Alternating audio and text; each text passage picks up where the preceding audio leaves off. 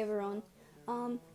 First of all, I want to apologize before I get into rambling about this final part of this book. I had to re-record the intro, so this is the version you get now.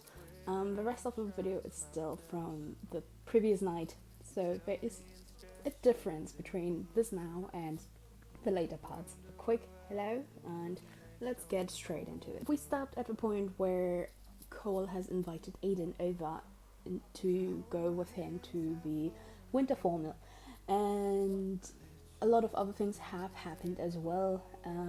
Some topics came up, and we are now entering the evening of the winter formal. Aiden is upstairs. Layla is doing the last stitches on her dress, well, on Aiden's dress, and they get done.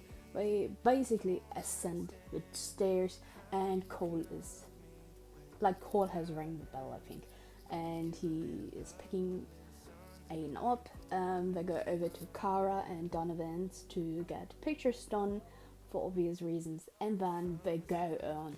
The trio drives over to the location of the winter formal, and one of the things which stick out at first is that there are a lot of people, there's a lot of music, there's a lot of other generous noises which come with partying, and yeah, so that is that. And from there on, you can still spot Lila zigzagging through the crowds and taking pictures for, I think, the school newspaper or something like that. So yeah, and Aiden and Cole just try to enjoy it as much as they can. Before they actually got to the formal, Cole has given Aiden an origami rose made from a dictionary entry, and one of the words which stick out is truth. I suppose this is one of the promises for them both to be honest to each other. But back to the winter formal. Something really cute which happened is that they both have a mini kind of dance before they both get interrupted by a music change, and basically the two get a little bit of a breather by taking a walk outside the near park area before returning back to the location of the winter formal. Something which happens in the park is a potential kiss. I say potential because the explanation, or better said, the thing is, I don't know if they kissed or if they stopped before they could even kiss. For clearer instructions, I would ask Sophie because I don't know. So both soon leave the place and go home. I think they also tell Layla about that they leave the party. So they go home. Aiden is going with Cole over to Donovan's place because usually there's no one home with Aiden, because her mom is at her workplace, her grandfather is with his girlfriend Marta, and I don't know what exactly Ben is doing, but there's something off once they appear before the front porch. It is too quiet because usually Dawn would make noise when somebody is coming home or somebody is generally outside. Aiden noticed that. Aiden voices that. Both suddenly start to wonder, where's Dawn? Dawn is gone. Dawn is missing. There's a note once they enter. Donovan and Cara are on the search for our dear Dawn, and it must have been a while now, or better said, a couple of hours, because once they returned, it's been far later than what the note says. Both wait for a while because they can't do anything. Mr. Carter has appeared, things have changed, and things affected everyone greatly. The thing is, Ben is home and Aiden hasn't been there, like over at her place for a while, and Ben kind of tries to check on her, but he doesn't know anything about what has happened, why things are strange now. And Aiden, and this is really important to point out, um, stands up for herself for once in a while. Usually she tags along when it comes to Ben. Ben asks her to, or better said, he demands from her to stay home. And she's like, no, I'm going over to Donovan and Kara. And she actually does. And yeah, that is really important to point out, because usually Aiden doesn't stand up for herself, doesn't try to defend herself, at least not in a way that it is louder. Not in a screaming kind of way, but in a I had enough of this kind of way. She's been over at Kara's and Donovan's place, and later she goes home. I don't know if it is like a day or something later, or if it is still somewhat in the same time span. Aiden is back home, and Ben has, or says rather, he has gotten a call from their mother, and she's stuck at the airport, and Ben suggests that they pick her up, and Aiden is like, I don't know, I want to think about it first. She kind of does. She actually wants to check on Cole first of all, because still the thing which had happened is still weighing very much down. And she learns that Cole isn't there. Cole is on his way to Toronto. Toronto means Lawrence. Lawrence means Athena. And simply because Cole isn't there, and Aiden can't really do anything for Cole in that situation, she decides to go with Ben and trying to pick up their mother. The sad thing is Aiden can't tell Cole what is that she's on her way to pick up their mother. Aiden and Ben are on their trip to pick up their mom. Just they stay the night over at the place of Ben's professor, Neil Chance. If you still remember him, yeah, that is the dude who has like this program going on for neurodiverse people.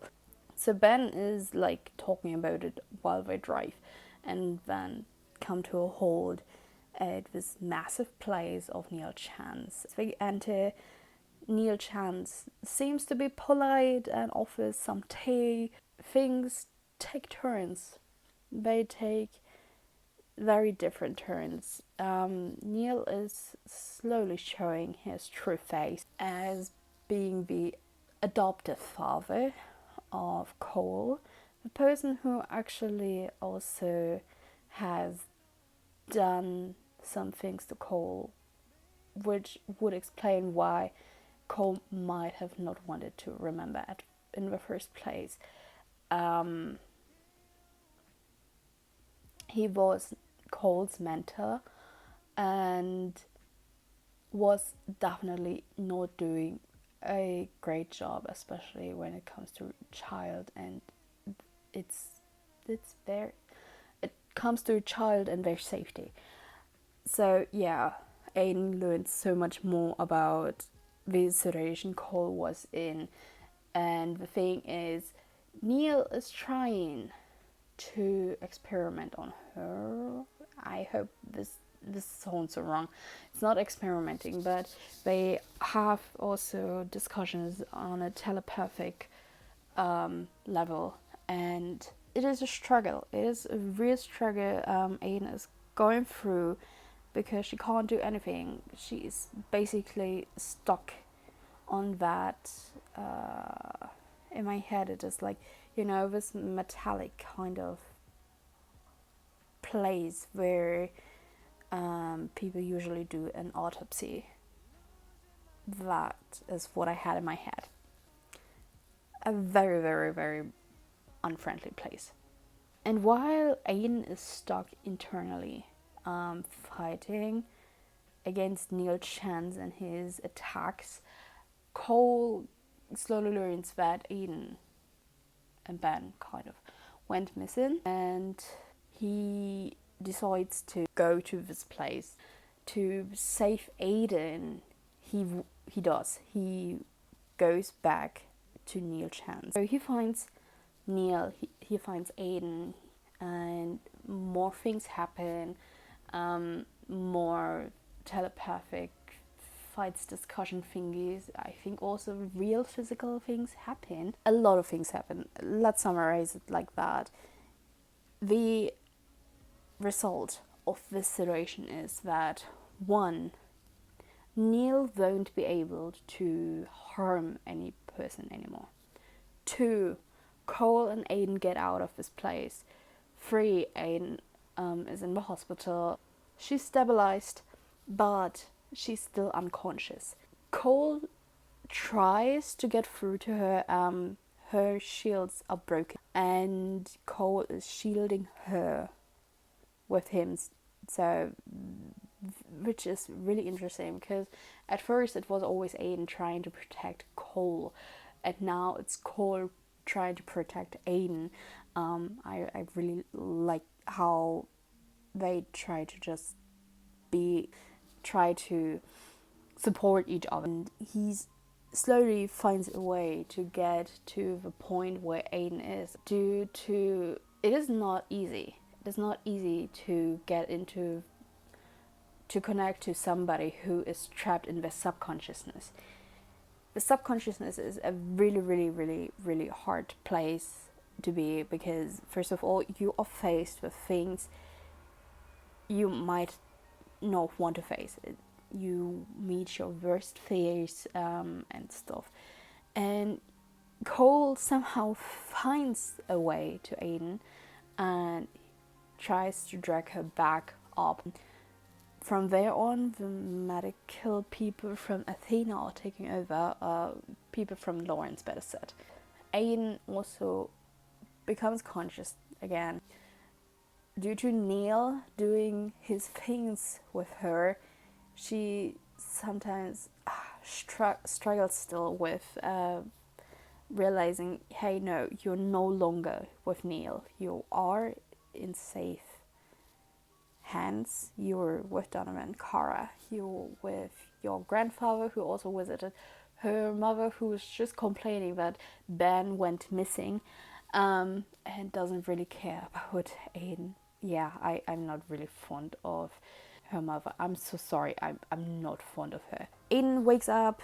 Everyone is there, and later Cole is also being back there, explaining to Aiden the situation, what happened after basically she was trapped inside of her brain. They also have a cute moment together. Oh, before we get to the cute scene, like the ending scene, Kara is talking to Cole. Kara knew Cole from before. Cole has been an orphan, at least, or maybe not orphan, but he's been at, I think, an orphanage. It was figured out that when his birthday is, also that his name was Nicholas Ward, not Chance. I think he's really happy that even though Neil has adopted him, his last name hasn't changed, despite the extreme ways Neil went to change papers and anything to do with Cole and possibly also others, who knows, I don't know. Neil is a strange person, let's say it like that. So yeah, that was something Kara told Cole about, and Kara is like really sorry because she wanted to tell him sooner, but Cole isn't even mad at her. Cole is going back to Aiden, and they have a cute reunion, and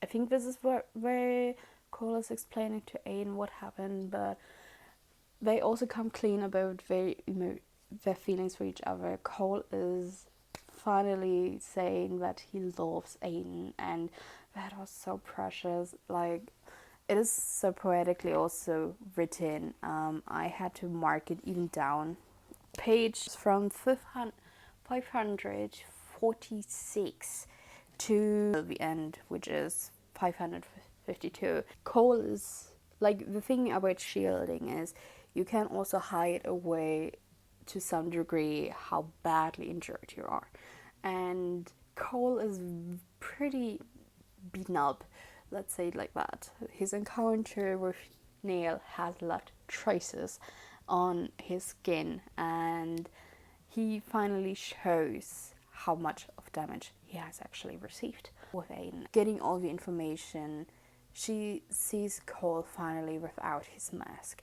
He is also telling her that he loves her, and it is just very precious because Aiden should sleep. Aiden is tired despite sleeping a lot, but she finally needs to rest because even though she was sleeping basically, she's been fighting inside.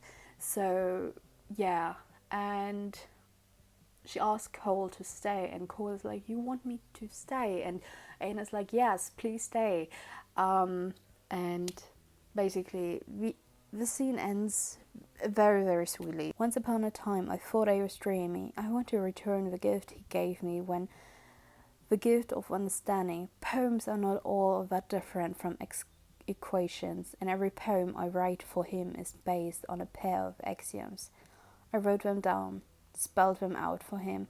Time and time again, I want to fall asleep to the quiet of him reading, whether from words or from eyes closing. I want him to read his truth, my absolute truth, and commit it to memory. Want him to understand perfectly. I know who you are. I'm right here. And that's everything. You remember that Aiden has written this note she had put into her jeans, and Cole has finally received it. So yeah, it is. Oh my gosh, I am so excited to finally get into Below, because things are getting even more interesting from there on.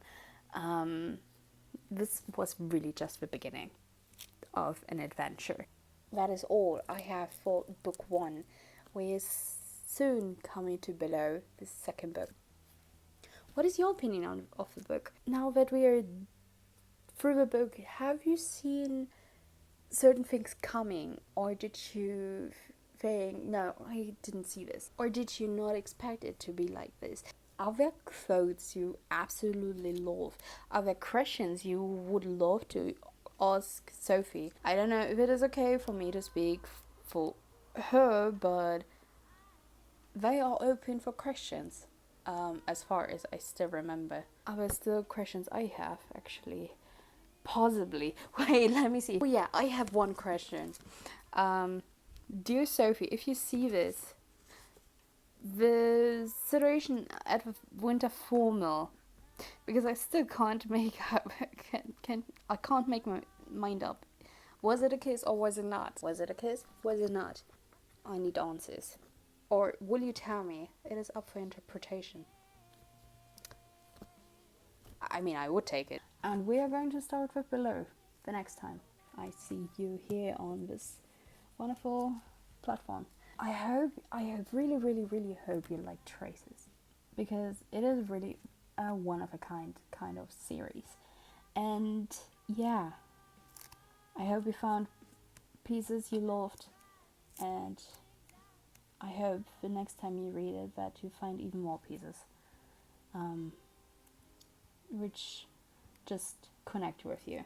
I wish you all a good night and a good evening and a wonderful, wonderful weekend.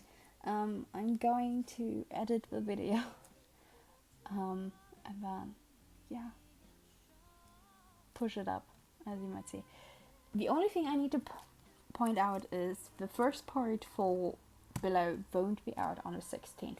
I won't be able to read until then, the section, because it's a lot, and I'm going to work starting next week again, so just so you know, it might come later. Until then, I just really hope you have fun, that you get some speculations up of what is going to happen here, maybe you can get some theories for traces. I don't know. I'm a really big fan of theories, and I would absolutely, totally say, yeah, go for it. But I can neither confirm nor deny any theories, by the way. I'm not the author. I'm just somebody who really, really loves the series. So yeah, we can speculate together. Anyways, I'll see you in the next part. So, good night.